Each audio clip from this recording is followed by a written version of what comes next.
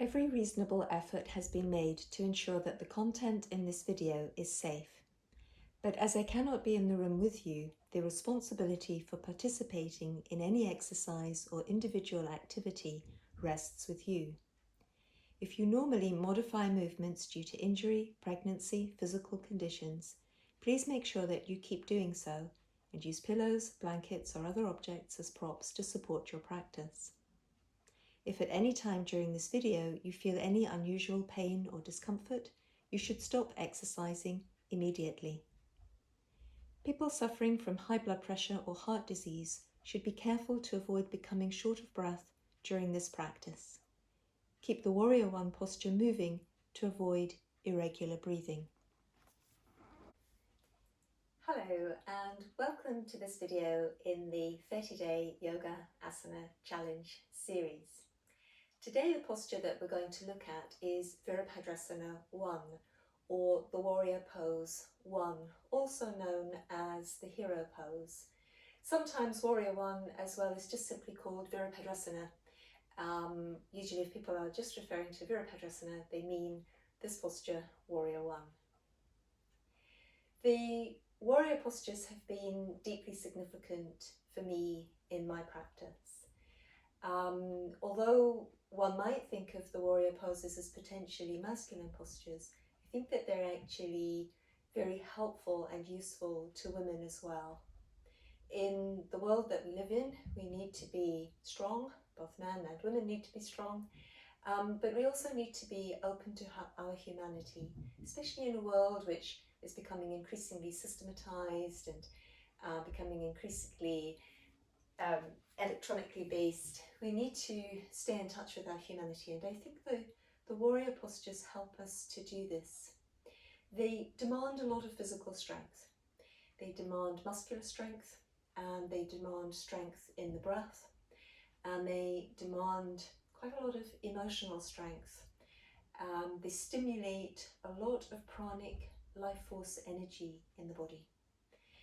And from the things I'm saying, you may begin to realize that it's not only physical strength that we may gain from practicing the warrior postures, but it's also deeper emotional strength.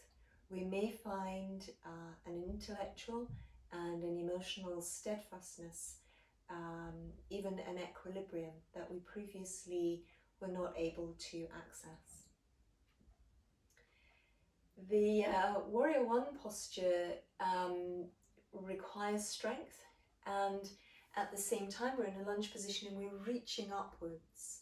So we're reaching for the higher things, we're reaching for the higher self. And although there's a great deal of groundedness in the posture, we are acknowledging that we are human beings placed here on the earth, and we're very solidly here in the Virabhadrasana One. Nevertheless, it's especially from the heart chakra upwards, heart chakra, throat chakra, third eye chakra and crown chakra, and even above, we're reaching through the spiritual energies of these higher chakras and letting them be free. So I think we need a lot of strength to be solid in the posture and to feel balanced, so that we can be open and free to release these energies. So it's the strength and the softness again in the Virabhadrasana One. The breathing can sometimes be very demanding in Virabhadrasana One. Sometimes even people who are very, very fit on the gym floor and with running actually find the breathing in Virabhadrasana One challenging. Remember to keep your breathing easy. If you suffer from heart disease or high blood pressure, keep the posture moving a little bit. Let your arms relax down if you feel your breath is becoming irregular. But everybody, just allow yourself to relax back away from the posture. Apply the strength and the softness to the breathing as much as to the physical work of the posture.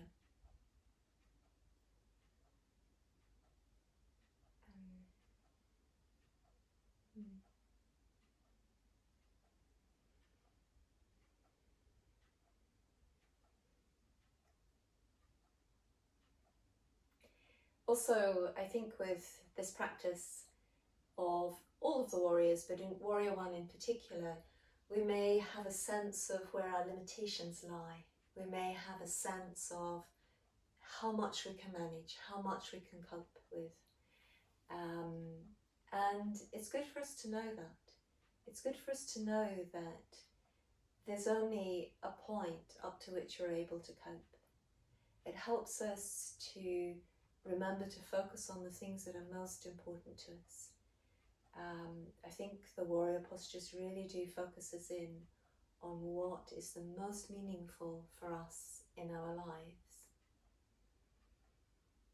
They're very, very beautiful postures. They're relatively modern postures devised by B.K.S. Iyengar in the 1950s, but it doesn't reduce the fact that they have a great deal of symbolism within them.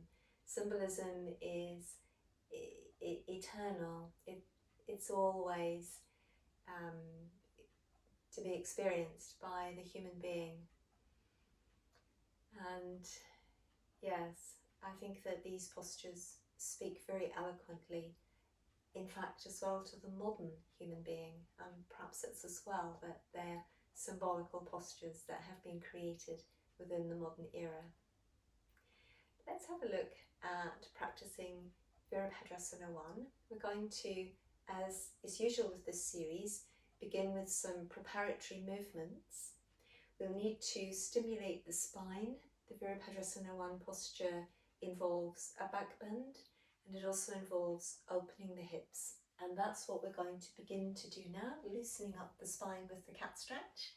Then we'll come into Salavasana, the locust through the upper body to get a little bit of a back bend with upper back strength going. We'll begin then to loosen up the hips, and then we'll come up to standing, warming up the legs with 1 or 2 practices before we come into the full Virabhadrasana Warrior I pose. And just to help me, I've got a yoga mat. I've got a little toweling surface over it to help in case my feet or hands become slippery. And also I've got a couple of yoga blocks, which you might need. Let's begin. We're going to just, first of all, get a nice bit of length through the spine with sending the hips back towards the heels, really reaching the tailbone back and letting the spine open forwards towards the crown of the head. And then breathing in, drawing the body forwards towards the all fours. And the most helpful in the cat stretch is always a right angle at the front of the hip joints and a right angle at the back of the shoulder joints. And the spine nice and long and stretched between the tailbone and the crown. So let's from here work on drawing the tailbone downwards, letting the lower abdomen lift up and back and the navel pull to the spine, letting the sides of the waist gather in and the muscles at the base of the breastbone pull the ribs in towards the centre of the body, and then the head and neck follow through. Let's breathe in here, pressing the hands into the mat as we get lots of breath into the back of the chest and between the shoulder blades. And then as you're ready, on an exhalation, unfurling through the spine, letting your tailbone move back, letting your waist move forwards and downwards, opening through towards the crown of the head. Let the abdomen stay strong, navel pulling up and back, and as you breathe in, releasing your upper spine forwards and upwards into the cat stretch. Then from here again, an exhalation draws the tailbone downwards. See if you can really flow from your deep abdominal strength to keep the spine as free as possible. Breathing in here, and then as you're ready, on the exhalation again, re-lengthening the spine, reach the tailbone back, open the rest of the spine forwards, keep the navel lifting to the spine, inhalation moving forwards and upwards through the upper back. Once again, that deep lift from in front of the tailbone, lower abdomen lifting up and back, Mula Bandha, navel pulling to the spine, Uddiyana Bandha, flowing on through. Inhalation here, and then once again, as you're ready, your exhalation to unfurl, and an inhalation, opening the chest. Last time, exhalation to flow the spine under, tailbone pulls under, waist lifts up, breathing in, and then once again, as you're ready, exhalation to reopen the spine, support the midsection with the abdominal muscles and the bandha working, breathing in, upward facing cat. From here, let's send the hips back towards the heels again, just taking the weight off the wrists and the hands. As you're ready, we're going to let the body come forwards along the mat onto the abdomen. And as usual, with coming through onto the abdomen, lying on the mat, just before you let your body weight come into the floor, just check if you've got your abdominal muscles working, the ones that we felt lifting up and back in the cat stretch. And we can just let the legs lengthen back in line with the hip joints, just releasing over the front of the hip, over the front of the thigh towards the heel, just to let the leg really move back. Let the navel pull to the spine here again, and lots of lift in the lower abdomen. And the Salabhasana works with a nice broad shoulder action, shoulder blades wide and moving down the back. And try to think in terms of extending forwards. So you're reaching long from the tailbone towards the crown. So the waist keeps opening forwards, the ribs opening forwards. Inhalation, Salabhasana. And then exhalation to come back down. So aim if you can to avoid your abdomen pushing into the floor. Keep the navel pulling to the spine, lower abdomen lifting up and back. Got a counter stretch going forward through the spine and back into your arms. And then coming back down. To help this work a little bit more usefully for preparing for the Virabhadrasana I, as you're breathing in and coming up, let one arm circle around. And then as you're ready again, breathing out to lower back down. And then once again, as you're ready, breathing in. Still aim to move forwards. The back muscles just automatically get stimulated. Exhalation to come back down. So let's try 2 more to each side.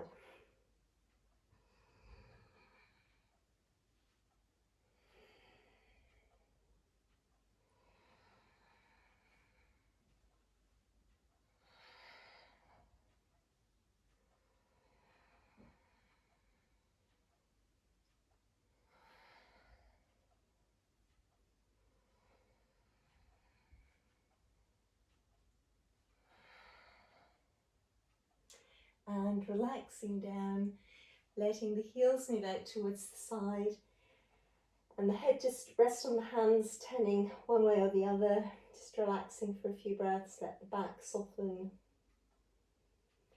And then once again, as you're ready, we'll let the legs roll back into alignment. We'll press up and send the hips back and towards the heels, just really stretching the spine out there. And then to really release the spine, we're going to flow the body into the downward facing dog. So just with an inhalation again, coming through towards the all fours, let your toes tuck under, spread and open your hands against the mat. Keep the index fingers and the thumbs engaged to the mat. Deep lift in the lower abdomen, navel pulls to the spine. Initially reach back so the thighs and abdomen come towards each other. Keep funneling the rib cage in towards the spine, breastbone and spine moving towards each other as you extend through the spine, pulling up through the knees and the fronts of the thigh muscles. Keep that powerful lift going in the lower abdomen, and then eventually just letting your heels sink downwards. And the idea here, especially after the Salabhasana that we were just in, is to allow the spine to really receive the actions of the arms and the legs, so it gets a lovely drop forwards and downwards from the tailbone towards the crown. If you feel that the spine's a bit rounded in the upper back like this, let your knees bend, and again from your fingertips create a long line back from the wrists into the shoulder joints. Really lift your rib cage up and out of your shoulder joints. Let your shoulder blades travel up the back towards your sitting bones, and again lift powerfully in your abdomen, and then sinking the heels down. The knees might always be bent, that's fine. So last breath, Adho Mukha Svanasana. And then we're going to let the upper body walk back towards the legs, keeping the spine lengthening through the centre of the legs all the way through Uttanasana. And then as you're ready, from the Uttanasana, going to roll up through the spine. You can always let the knees bend, nice deep lift in the abdominal muscles, rolling all the way up to standing. Now in standing, we're going to work a little bit on warming the legs up some more to prepare them for the Virabhadrasana I posture. Let's begin with, in fact, another warrior posture, the Utkatasana, the fierce pose or brave pose. And with that one, let's, as we're ready, inhale to sweep the arms upwards to alongside the ears. With an exhalation, we're going to keep lengthening the spine upwards and forwards. Let the sitting bones reach backwards as we keep the abdomen lifted, aiming to keep your body on about a 45-degree angle to the floor. So an exhalation to here, inhaling here, exhaling here, and again as you're ready, breathing in and exhaling to release the arms back down. So inhaling, drawing up nice and tall, drawing up through the thigh muscles at the front and the back, using the muscles in the back of the thigh to help you come into this position. Keep lengthening your spine upwards and forwards. Lots of strength around the midsection, shoulder blades moving down the back, a round of the breath here, and then once again as you're ready, inhalation to stretch up, exhalation to reach away. Let's do 2 more rounds of Utkatasana. Inhalation, keep the upper back strong, waist lengthening upwards and forwards, front of the spine really free. Inhaling here, exhaling here, once again inhaling and exhaling. Last round.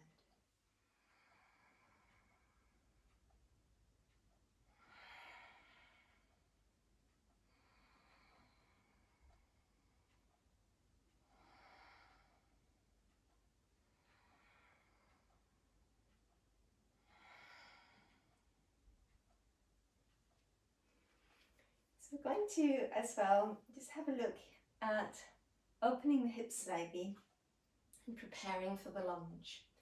And to do that, we're just going to breathe in, breathe out, step our right foot forward. So it's not a giant step, but a reasonable step. And we may have to, after that step, adjust it so that in our lunge position, the front knee is directly above the front ankle. And the back leg needs to actively open over the front of the hip towards that back knee. And in this position, what I often think about is my legs actually beginning in my pelvis, so that each leg is working through the hip bone, then into the thigh bone, then into the shin bone and the foot. And my spine, which is through the centre of both halves of the pelvis, is also lengthening independently right from the tailbone into the crown, lengthening. So if you feel comfortable with this, we're aiming to go into the lunge on the inhalation and at the same time to reach our arms up like this. And there's almost certainly a little back bend coming into the position now. So it's this inhalation, both legs lengthening and opening away from the hips and the spine lengthening upwards. And then on your exhalation, pulling right back out again. So breathing in and breathing out. And once more, breathing in and breathing out. That's it. And then breathe in, breathe out. Step back to the starting position. So it's a Vinyasa version of the Virabhadrasana I. Then off to the other side. So we're going to breathe in, breathe out, left leg steps forward. And again, just testing out the spacing. So we need to look for this front knee being above the ankle. And then pelvis staying reasonably square. And we need to open up over the front of the back hip and into that thigh. And squeezing out again. So breathing in and breathing out. Having a sense that the spine is lengthening throughout the course of the movement. Inhalation, arms can flow with us this time. Exhalation to draw back out. Inhalation to flow in. Exhalation to draw back out. Inhalation to flow in. Exhalation to draw back out, and a last round of the breath here. And again, as you're ready, exhalation, and we just step all the way back. Good. So let's roll ourselves back down again, through towards the floor. Just going to bring ourselves towards the all fours position again. Breathing in, breathing out, we're going to bring our right foot forwards. And again, broadly speaking, I'd recommend trying to keep the knee on the front leg above the hip joint. And you can come up resting on the thigh, or this is where the blocks or the bricks might come in handy for many people. But in these movements, sometimes can be hard to balance. And the bricks allow us to not be too deep if the stretch over the front of the hip is very strong. And also they may, if we're not going too deep, if we're staying more at the right angles, just to keep a little bit of pressure off that back knee as well. In my case, or you can use them a little bit lower, in my case, I'm going to be able to come down a little lower as I just gently move back and forward. And then if you're feeling that you're flexible enough, holding the pelvis square. So again, just use your abdominal muscles to keep your pelvis a bit square. You can lift up and then lower back down. You use quite a lot of strength on this front leg, working in the under thigh, pushing this front heel into the floor, keep the front foot down very firmly, centre of the heel ball of the foot down, and lowering.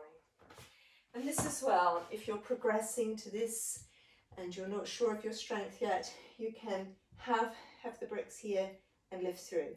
But I would recommend just have them there for a bit of support. Remember, the lift comes from the abdomen, from the thigh muscles. It's here for a bit of support, just to ease you in.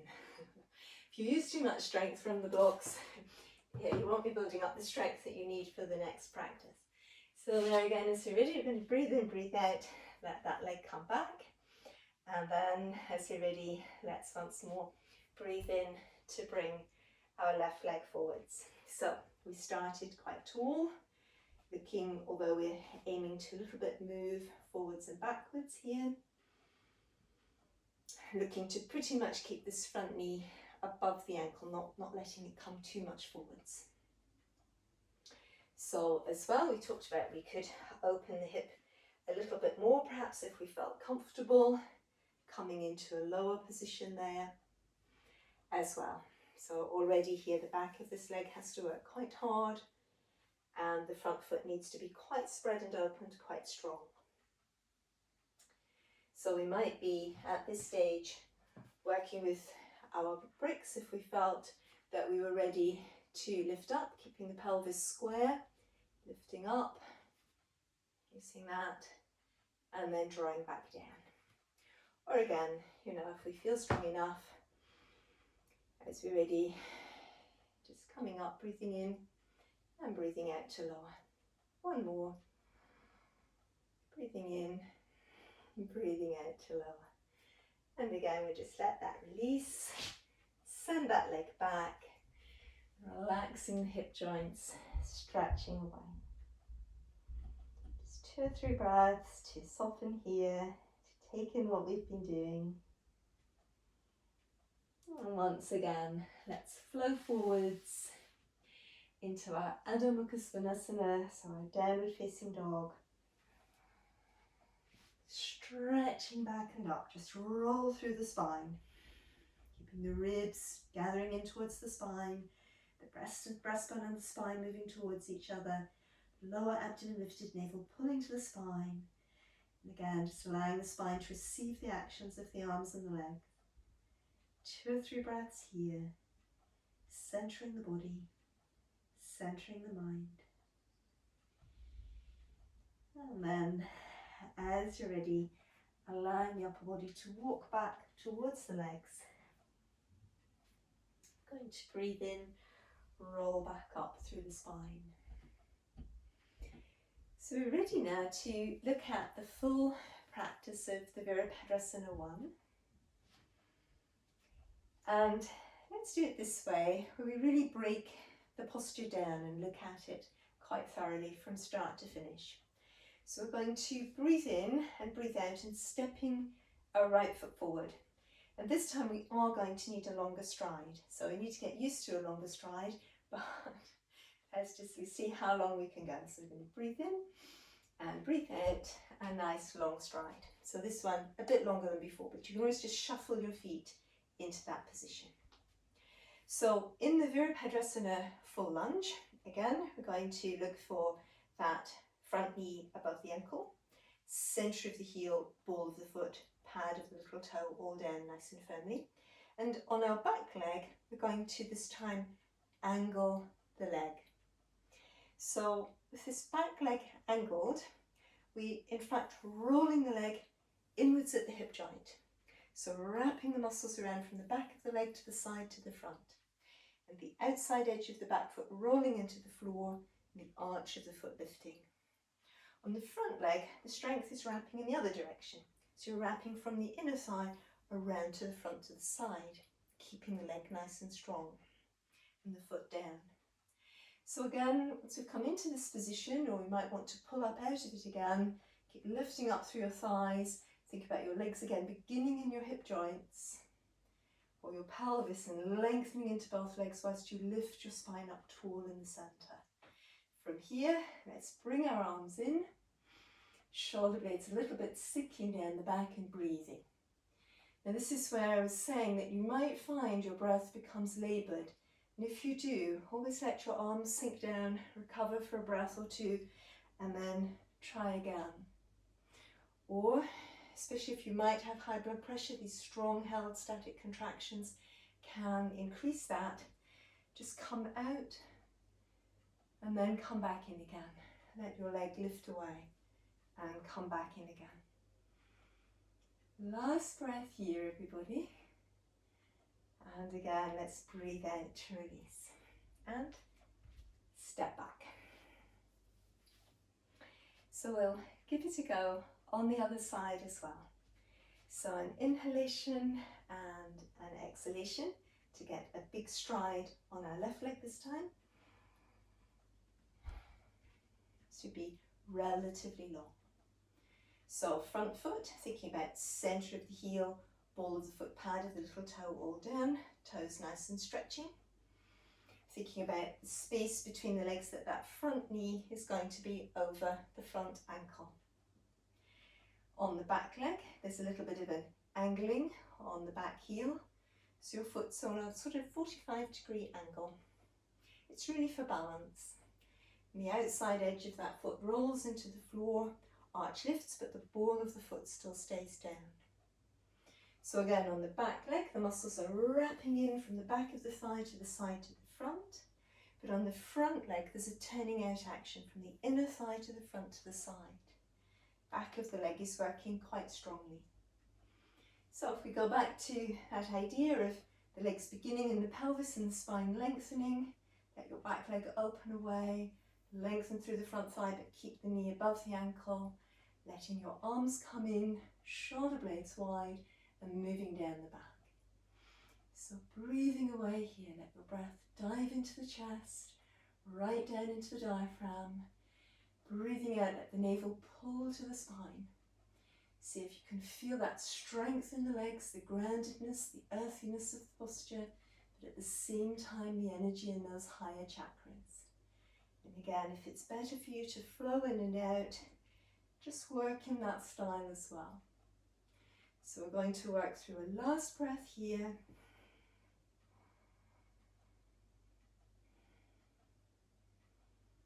And then again on an exhalation, releasing the posture, stepping back.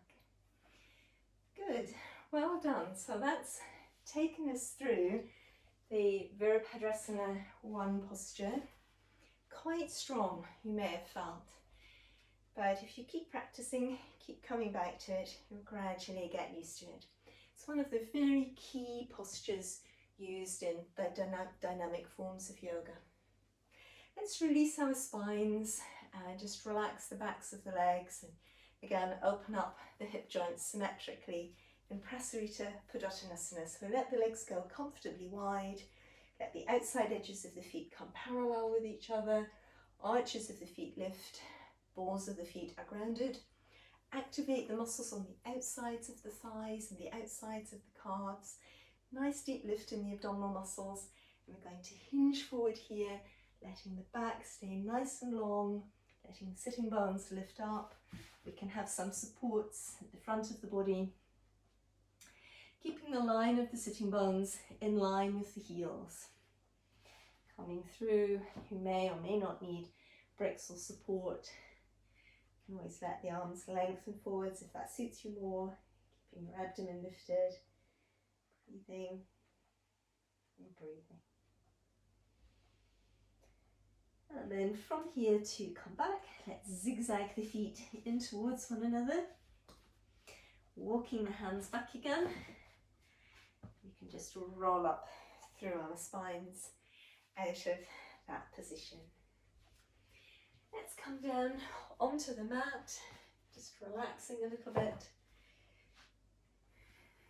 Rolling all the way through to the floor again. You can let the arms up and out to the sides. Just gently swaying the spine with an exhalation towards one side, inhaling back to the center, and an exhalation towards the other side, inhaling back to the center. Exhaling into a gentle twist, inhaling to return, exhaling into a gentle twist, and exhaling to return. And here we're using the twist in a therapeutic way, a relaxing way to simply release the spine gently at the end of the practice. Let's flow the spine the last time in each direction.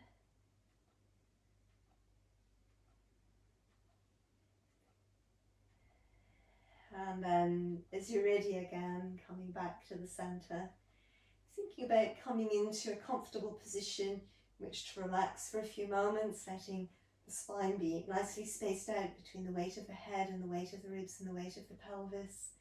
The knees can be bent and the soles of the feet in contact with the mat, or the legs can extend right away. Just spend a few moments to breathe here once the body feels comfortable. And we'll let one hand rest on the abdomen and the other hand just rest on the upper chest below the collarbones. With the inhalations, seeing if you can feel the rise of the chest beneath the hand and the gentle rise of the abdomen beneath the other hand. And letting your exhalation flow out in a nice, long, gentle stream. Becoming aware of how long your exhalation is at present. Just counting the exhalation. And then as we continue to breathe in this way, seeing if it's possible to allow your exhalation to increase by one count through the next 3 or 4 breaths. So that on your inhalation, you feel the rise beneath the hand in the chest and the rise beneath the other hand in the abdomen. As you're breathing out, just breathing out through a count of 1, 2, 3, 4, let's say. Breathing in again. And with the next breath, breathing out through a count of 5. 1, 2, 3, 4, 5. Just allowing this practice to continue through another 2 or 3 breaths. Remembering to keep the breathing comfortable, avoiding any strain in the breath. And at any time the breathing practice doesn't feel right, just simply stop. Return to an easy, natural flow of the breath.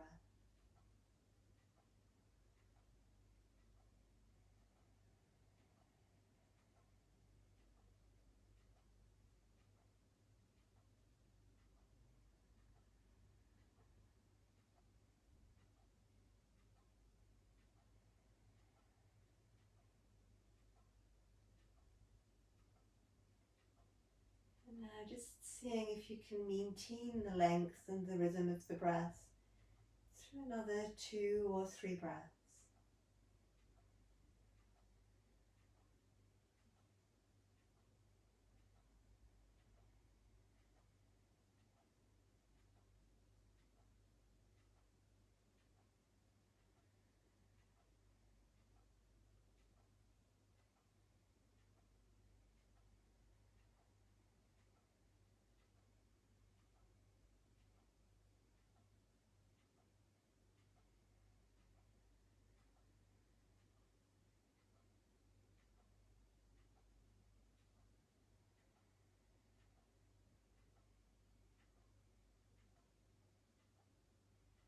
And then again, letting the breath relax back into its own natural rhythm. Just allowing the breath to move freely again. Observing the quality of the energy of the breath at present. Observing the quality of the energy within the chest at present.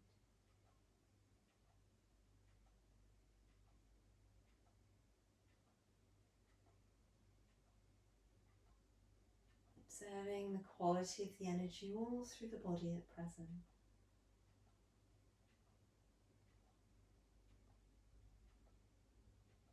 Observing the quality of the energy within the mind at present.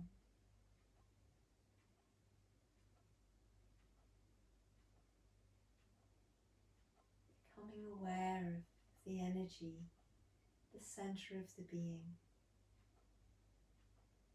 Any strength, any focus, any sense of joy that there may be in the energy of the being at present.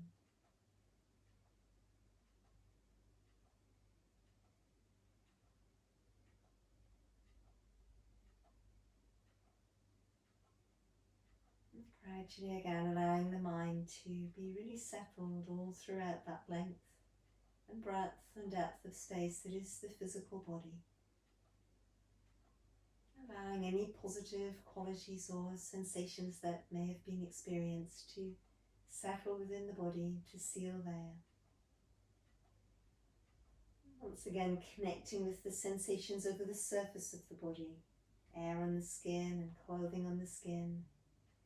Allowing the senses to re-emerge again from the physical body out into the space that surrounds you.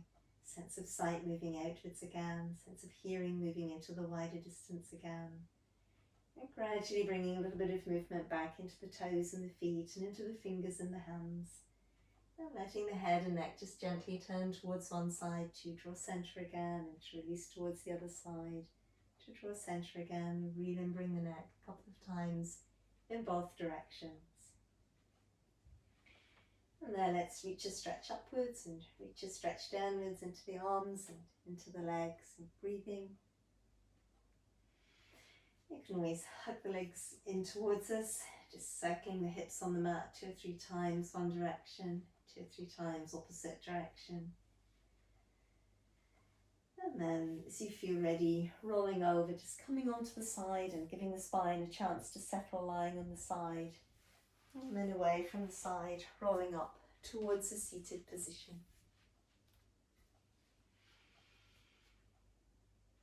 Om Shanti Namaste. Thank you for watching.